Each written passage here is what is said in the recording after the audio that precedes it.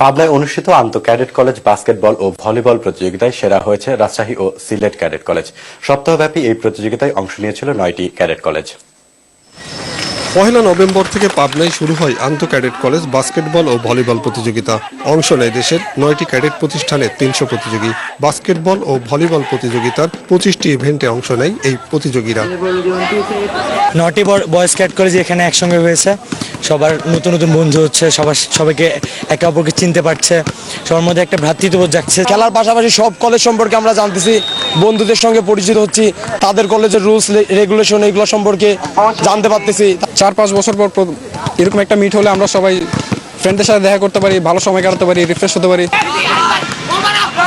এ ধরনের প্রতিযোগিতা ক্যাডেট কলেজের শিক্ষার্থীদের মানসিক বিকাশেও বড় ভূমিকা রাখবে বলে মনে করেন আয়োজকরা।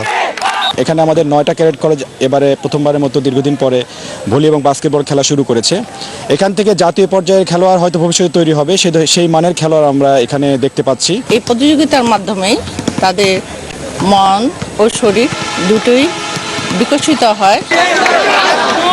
প্রতিযোগিতার শেষ দিন বাস্কেটবলে পাবনা ক্যাডেট কলেজকে 29-38 পয়েন্টে হারিয়ে চ্যাম্পিয়ন হয় সিলেট ক্যাডেট কলেজ, আর ভলিবলে সেরা হয় রাজশাহী ক্যাডেট কলেজ।